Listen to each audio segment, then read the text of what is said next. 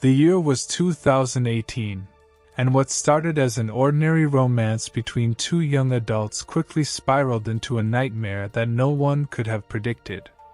Michelle Marsters, a 26-year-old aspiring writer with a troubled past, and Jake Brendan, a 28-year-old software engineer from a close-knit family, made for an unlikely pair. At first, their whirlwind romance captivated their friends and family. But over time, those closest to them began to sense that something was amiss. Michelle's childhood was a tapestry of instability and emotional turmoil. Born to a single mother who struggled with substance abuse, Michelle spent her formative years bouncing between relatives' homes and foster care. The constant upheaval left deep scars on her psyche, manifesting as an intense fear of abandonment and a desperate need for control in her relationships. As a teenager, Michelle found solace in writing, pouring her pain and longing into countless journals. Her talent for crafting vivid narratives earned her a scholarship to a local community college, where she excelled in creative writing courses. However, her personal life remained tumultuous, marked by a series of volatile relationships that always seemed to end in heartbreak and betrayal. Jake Brendan, on the other hand, grew up in a warm and loving household. The middle child of three, Jake was raised by parents who prioritized family bonds and open communication. Family dinners were a nightly occurrence in the Brendan home, and weekends were often spent on camping trips or gathered around board games. This nurturing environment fostered Jake's natural inclination towards kindness and a strong sense of loyalty to those he loved. Academically gifted, Jake breezed through school and earned a full ride to a prestigious university, where he studied computer science. His easygoing nature and quick wit made him popular among his peers, and he maintained a close circle of friends from high school through his college years. Michelle and Jake's paths crossed at a local coffee shop. Michelle, hunched over her laptop, was startled when Jake accidentally bumped into her table, nearly spilling her latte. Flustered, Jake insisted on buying her a new drink, and what started as an awkward encounter quickly blossomed into an engaging conversation about literature, technology, and their shared love of obscure indie films. Drawn to Jake's warmth and stability, Michelle found herself opening up in a way she never had before. Jake, in turn, was captivated by Michelle's passion for storytelling and her apparent vulnerability. They exchanged numbers that night, and within weeks, they were practically inseparable. The early days of their relationship were a whirlwind of romantic gestures and shared adventures. Michelle introduced Jake to the world of local poetry slams and art galleries, while Jake taught Michelle the basics of coding and took her on hikes to his favorite scenic spots.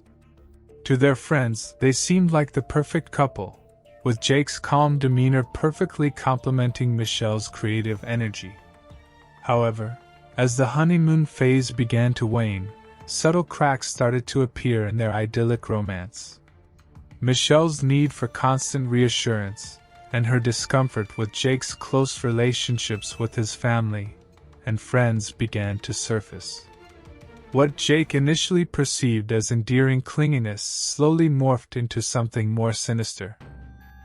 As Michelle and Jake's relationship progressed past the 6-month mark, the initial euphoria of new love began to give way to a more complex and troubling dynamic. Michelle's past traumas and abandonment issues, long simmering beneath the surface, started to manifest in increasingly problematic ways. It started subtly at first. Michelle would text Jake incessantly throughout the day, growing anxious and irritable if he didn't respond promptly. She began to question his whereabouts when they weren't together, often asking for photographic evidence of his location. Jake, attributing this behavior to Michelle's deep affection for him, initially found it endearing and did his best to accommodate her needs. However, Michelle's demands for Jake's time and attention soon began to escalate. She would grow visibly upset when Jake made plans with his friends or family, often guilt-tripping him into canceling to spend time with her instead. Jake's best friend since childhood, Michael, was the first to voice his concerns. During a rare guys' night out, Michael confronted Jake about his increasing absence from their social circle. "Jake, you've barely hung out with us in months. What's going on, man? Is everything okay with you and Michelle?" Jake brushed off Michael's worries, insisting that he was just busy and that everything was fine. But deep down, a seed of unease had been planted. He couldn't shake the feeling that something wasn't quite right in his relationship with Michelle. As weeks turned into months, Michelle's behavior became increasingly erratic and controlling. She began to monitor Jake's social media accounts, questioning him about every female interaction, no matter how innocuous. She insisted on knowing his phone password and would often scroll through his messages while he slept. Jake's family, once warmly welcoming of Michelle, started to grow wary of her influence on their son and brother. Sarah Brendan, Jake's mother, was particularly concerned. She noticed how Jake had become withdrawn and less communicative, a stark contrast to the open and affectionate son she had raised. During a family dinner that Michelle reluctantly attended, tensions came to a head when Sarah innocently asked Jake about his plans to attend his cousin's upcoming wedding. "We're actually thinking of taking a trip that weekend, aren't we, Jake?" Michelle interjected before he could respond, her voice sickly sweet but her eyes flashing with warning. Jake, caught off guard, stumbled through a non-committal response, much to his family's visible dismay. After dinner, Sarah pulled her son aside, her voice low and urgent. "Jake, honey, I'm worried about you. This isn't like you, missing family events, barely calling. Is everything all right with you and Michelle?" Michelle, overhearing the exchange, flew into a rage on the drive home. She accused Jake of allowing his family to come between them, twisting the situation to paint herself as the victim. "Your mother hates me, Jake. She's trying to poison you against me. Can't you see that?" Torn between his love for Michelle and his deep-rooted family ties, Jake found himself walking an increasingly precarious tightrope. He began to make excuses to his family and friends, gradually withdrawing from social engagements and family gatherings to keep the peace with Michelle. As Jake's world shrank to revolve almost entirely around Michelle, her paranoia and possessiveness only intensified. She began to see threats to their relationship everywhere, in Jake's coworkers, in casual interactions with strangers, and even in the most innocent of situations. As his family's efforts to stay connected with him intensified, Jake felt Michelle's grip on his life tighten. However, a part of him began to resist the values his upbringing had instilled in him. The significance of family and the strength of long-standing friendships started to reassert themselves. This internal conflict reached a boiling point on a chilly November evening, nearly a year into their relationship. Jake received a call from his sister, Lauren, informing him that their father had been hospitalized with a suspected heart attack. Without hesitation, Jake grabbed his keys, ready to rush to the hospital. But Michelle had other plans. "Jake, you can't go," she pleaded. "We were supposed to have dinner together, you promised." Torn between his concern for his father and his fear of upsetting Michelle, Jake tried to reason with her. Michelle's face twisted with rage. "Your family again," she spat. "They're always trying to take you away from me. If you leave now, don't bother coming back." For the first time, Jake saw through the haze of manipulation. The absurdity of Michelle's demand in the face of a family emergency snapped something inside him. Without another word, he walked out the door, leaving Michelle screaming behind him.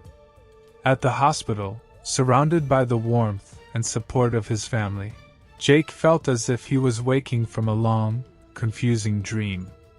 Thankfully, his father's condition turned out to be less serious than initially feared. As Jake sat in the waiting room, his mother gently broached the subject they had all been avoiding. Jake, his defenses weakened by the night's events, finally opened up. He shared with his mother the extent of Michelle's controlling behavior, her jealousy, and her attempts to isolate him. Sarah listened, her heart breaking for her son but also relieved that he was finally seeing the truth. Over the next few days, as his father recovered, Jake spent more time with his family. He reconnected with friends he had neglected, realizing how much he had missed their company. Michelle's incessant calls and messages went unanswered as Jake took time to reflect on their relationship. When Jake finally returned to the apartment he shared with Michelle, he was resolved to end things. Michelle, however, sensed the shift in Jake's demeanor and launched into a preemptive attack. "It's your mother, isn't it? She's turned you against me. I knew she hated me." Michelle's words devolved into a torrent of abuse aimed at Jake's family, particularly his mother. "Jake, I can't do this anymore. I won't cut my family out of my life for you or anyone else." As Jake turned to leave, Michelle's face twisted into a mask of pure hatred. Jake left, shaken but determined, unaware of the chilling prophecy contained in Michelle's parting words. The events of March 15, 2019, would forever be etched in the memories of Queenstown's residents. It began as an ordinary Friday. People hurrying to work, children boarding school buses, the usual rhythm of small-town life in full swing. For Sarah Brendan, it started as a day like any other, filled with routine tasks and errands. Sarah had just returned home from her morning yoga class, her mind preoccupied with plans for the weekend. Jake had promised to come over for a family dinner on Sunday, the first in months, and Sarah was determined to make it special. As she pulled into her driveway, she noticed an unfamiliar car parked across the street but thought nothing of it. Humming softly, Sarah unlocked her front door and stepped inside, her arms laden with groceries. She didn't notice the shadow that detached itself from the side of the house and silently followed her in. Michelle Marsters, her eyes wild with a manic gleam, had been waiting for hours. In her delusional state, she had convinced herself that Sarah was the root of all her problems. Remove Sarah, she thought, and Jake would be hers completely. As Sarah bent to set her bags on the kitchen counter, Michelle struck.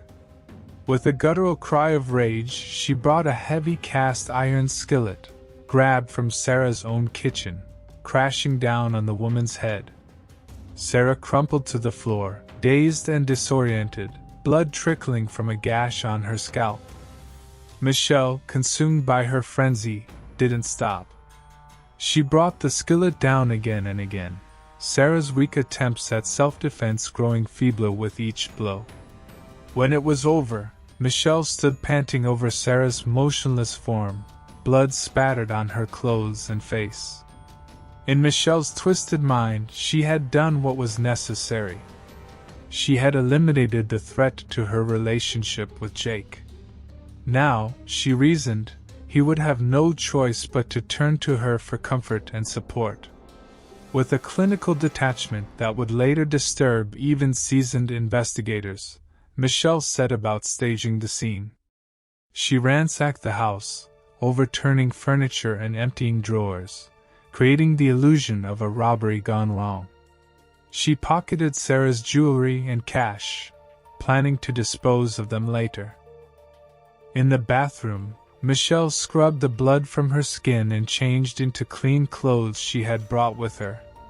She wrapped her stained garments and the skillet in a plastic bag, intending to discard them far from the scene.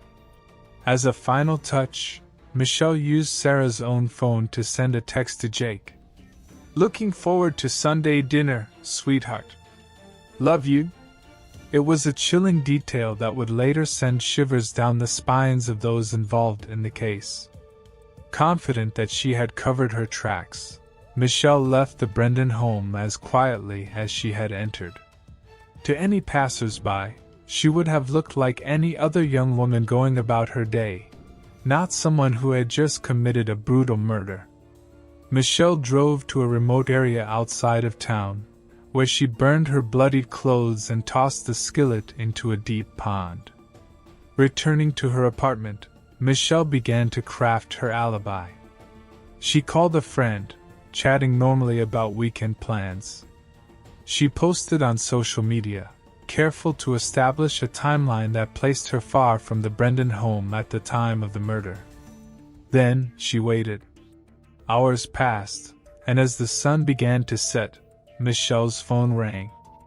It was Jake, his voice cracking with emotion.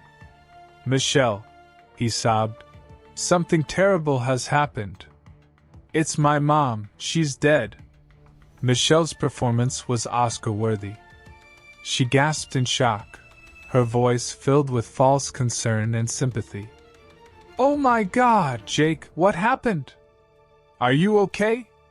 Where are you? I'm coming right over." Everything was going according to plan. Soon, she thought, Jake would be utterly dependent on her. The discovery of Sarah Brendan's body sent shockwaves through the quiet community. Jake, worried when his mother didn't answer his calls about Sunday dinner, had driven to her house to check on her. The scene that greeted him would haunt him for years to come. Detective Lisa Martinez, a veteran of the police department, took charge of the investigation. From the moment she stepped into the Brendan home, something about the scene didn't sit right with her. While it appeared to be a robbery gone wrong, certain details nagged at her experienced instincts. The house had been ransacked, true, but in a way that seemed almost methodical rather than the chaotic ransacking typical of a panicked burglar. Valuable electronics were left untouched, while jewelry and cash was missing, and most tellingly, there were no signs of forced entry. As the forensics team meticulously combed through the house, Detective Martinez began the difficult task of interviewing the family. Jake, still in shock, could barely string together coherent sentences. His father, recently released from the hospital, was devastated and confused. It was Jake's sister, Lauren, who provided the first clue that would ultimately lead them to Michelle. "Detective," Lauren said hesitantly, "I don't know if this is important, but Jake's girlfriend Michelle has been acting really strange lately. She seemed obsessed with Jake, always trying to keep him away from us." Martinez's interest was piqued. She gently encouraged Lauren to share more, and soon, Lauren opened up about the gradual isolation Jake had experienced, the tension between Michelle and their mother, and the recent confrontation that had led Jake to spend more time with his family. The detective's suspicions deepened as she interviewed Jake's friends and coworkers. A picture began to emerge of Michelle as a controlling, paranoid partner who had systematically attempted to cut Jake off from his support network. However, suspicion alone was not enough. Martinez needed solid evidence. Forensics provided the next breakthrough. Despite the killer's efforts to clean up, trace amounts of blood were found in areas inconsistent with where Sarah's body was discovered. DNA analysis later confirmed it was a mix of Sarah's blood and the killer's. Additionally, fibers found on Sarah's clothing didn't match anything in her home. Martinez's team began the painstaking process of checking traffic cameras and interviewing neighbors. One elderly woman recalled seeing a car similar to Michelle's parked on the street the morning of the murder, but she couldn't be certain. As the investigation progressed, Martinez brought Michelle in for questioning. Michelle arrived at the station projecting an image of concern and cooperation, but the detective's trained eye noted the subtle signs of anxiety, the slight tremor in her hands, the occasional darting of her eyes. Martinez began, her tone casual. "Michelle, can you tell me where you were on the morning of March 15th? Michelle's response was smooth, almost rehearsed. She claimed to have been at a local cafe, working on her latest writing project, even producing a receipt as proof. But something about her story didn't add up.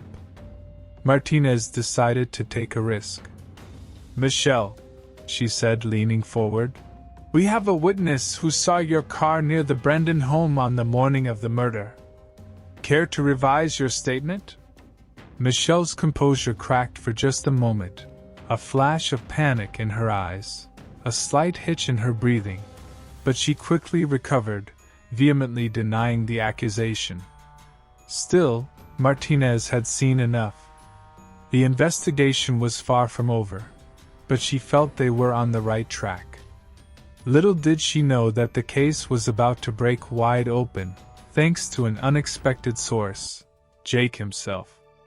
In the days following his mother's murder, Jake Brendan found himself in a fog of grief and confusion. Michelle was a constant presence, offering comfort and support. But as the initial shock began to wear off, Jake started to notice inconsistencies in Michelle's behavior that gnawed at him. It was a small thing that first aroused his suspicions. While searching for a photo of his mother for the funeral service, Jake came across Michelle's journal. Normally, he would have respected her privacy, but a nagging feeling prompted him to open it. What he found chilled him to the bone. Page after page was filled with increasingly paranoid and violent rants about his mother. "Sarah's trying to turn him against me. She has to be stopped. I'm the only one who truly loves him." The last entry, dated the day before the murder, read simply, "Tomorrow I'll fix everything." Jake wanted to dismiss the idea, but too many pieces were falling into place. Michelle's obsessive behavior, her hatred of his mother, her insistence on being with him constantly since the murder. Torn between his loyalty to Michelle and his growing suspicions, Jake decided to confide in Detective Martinez. He brought the journal to the police station, his hands shaking as he handed it over. "I think Michelle might have had something to do with my mom's death." Martinez's team quickly obtained a warrant to search Michelle and Jake's apartment. Hidden in the back of a closet, they found a bag containing Sarah's missing jewelry. In a stroke of luck, the pond where Michelle had disposed of the murder weapon had been partially drained for maintenance, revealing the blood-stained skillet. As the evidence mounted, Michelle's carefully constructed facade began to crumble. Her alibi fell apart under scrutiny. The cafe receipt she had produced was for a different day, and security footage showed her car leaving town in the direction of the Brendan home on the morning of the murder. Jake, grappling with the betrayal and the horrifying realization of what Michelle had done, agreed to cooperate with the police. In a recorded phone call, he confronted Michelle about his suspicions. Caught off guard, Michelle's responses were incriminating. "Why did you do it, Michelle? I loved you." Michelle's response was chilling in its delusion. "I did it for us, Jake," she said, her voice eerily calm. "Your mother was trying to keep us apart. Now we can be together forever. Don't you see? It was the only way." With this final piece of evidence, Detective Martinez moved to make an arrest. The stage was set, but even Martinez couldn't have predicted the dramatic turn of events that would unfold as they moved to take Michelle into custody. Unaware that her world was about to come crashing down, Michelle was inside a bookstore. Martinez had decided on a public arrest to minimize the risk of Michelle doing something desperate. As Michelle exited the store, Two plainclothes officers approached her casually. "Michelle Masters," one of them said, "we need you to come with us for a moment." Michelle froze, her eyes darting around like a cornered animal. Then, in a burst of panic, she turned and ran. She made it only a few steps before Martinez tackled her to the ground. As the detective handcuffed her, Michelle began to scream. "You don't understand. I did it for love. Jake needs me." At the police station, Michelle was led to an interrogation room where Martinez was waiting. For hours, Michelle maintained her innocence, her story becoming increasingly convoluted as she tried to explain away the evidence. Martinez watched patiently, waiting for the right moment to break through Michelle's defenses. Finally, as exhaustion and the weight of her lies began to take their toll, Martinez played her trump card. She placed Jake's journal in front of Michelle. "Jake found your journal. He knows what you did." The effect was immediate. Michelle's face crumpled, tears streaming down her cheeks.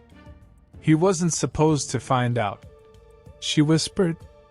"It was supposed to be our fresh start." What followed was a chilling confession that left even the seasoned detective shaken. Michelle described in vivid detail how she had planned and carried out Sarah's murder, her voice devoid of remorse as she recounted the brutal attack. "I had to do it," Michelle insisted, her eyes fever-bright. "Sarah was poisoning Jake against me. She never understood our love. With her gone, Jake would need me. We would be together forever." When the confession was complete, Michelle seemed to deflate, the reality of her situation finally sinking in. "What's going to happen to me?" she asked, suddenly sounding very young. The prosecutor presented a meticulous and airtight case, meticulously guiding the jury through the evidence. The DNA found at the crime scene, the murder weapon recovered from the pond, the incriminating entries in Michelle's journal, and finally, Michelle's own recorded confession. Perhaps the most compelling moment of the prosecution's case came when Jake took the stand. His testimony was heartbreaking, describing the gradual isolation he experienced and his increasing discomfort with Michelle's behavior. The defense faced a formidable challenge given the overwhelming evidence against them. Stevenson chose to pursue a mental health defense, arguing that Michelle's troubled background and psychological issues had rendered her incapable of distinguishing right from wrong. Psychiatrists were called to the stand, offering conflicting opinions on Michelle's mental state. Dr. Samantha Wright, testifying for the defense, diagnosed Michelle with borderline personality disorder and argued that her extreme fear of abandonment had driven her to commit the murder. Throughout the trial, Michelle sat at the defense table, often appearing detached from the proceedings. After a week-long trial, the jury retired to deliberate. They returned after just 6 hours with a verdict: guilty of first-degree murder. As the verdict was read, Michelle finally broke her eerie calm, collapsing into sobs. Michelle Masters was sentenced to life in prison without the possibility of parole. Behind bars, she retreated into a world of fantasy, continuing to write, filling notebooks with stories of star-crossed lovers and tragic romances, unable or unwilling to fully grasp the reality of her crimes. For the residents of Queenstown, the case served as a chilling reminder that sometimes the greatest dangers come from where we least expect them. It was a tragedy that would be remembered for years to come, a cautionary tale about the dark side of love and the devastating consequences of unchecked obsession.